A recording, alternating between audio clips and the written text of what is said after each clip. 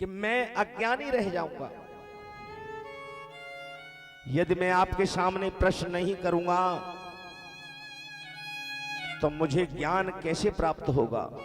और कहते हैं कि संत कहे असिनीति प्रभु और सुरत पुराण मुनि गाव, होय न बिमल विवेक और गुरु सन किए दुराव।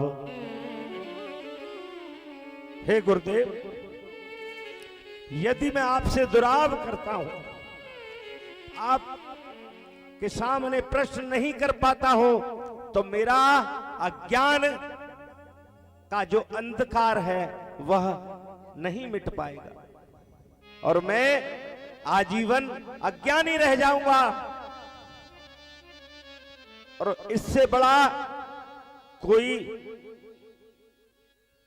पाप नहीं कि गुरु के होते हुए यदि शिष्य अज्ञान रह जाता है, अज्ञानी रह जाता है, तो इसका तात्पर्य कि शिष्य ने गुरु से दुराव किया है, अपनी समस्या, अपना प्रश्न अपने गुरु के सामने रखने से छुपा लिया। इसलिए उस शिष्य का अंधकार कभी समाप्त नहीं होता।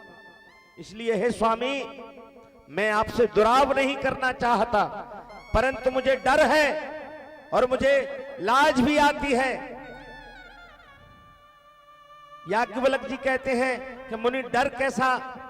बोले डर इस बात का है प्रभु कि कहीं आप ये न समझ लें कि मैं प्रश्न यदि कर रहा हूं तो मैं आपकी परीक्षा लेने के लिए तो नहीं कर रहा। आप ये सोच लेंगे कि कहीं भरद्वाज ये देखना तो नहीं चाहता कि मुझे कितना ज्ञान है, इसलिए तो प्रश्न नहीं कर रहा।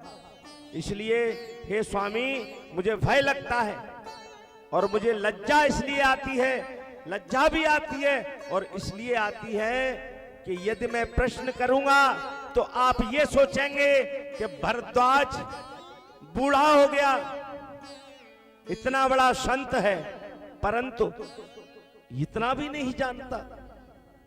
क्या आपको भी ग्राइंड करने के चक्कर में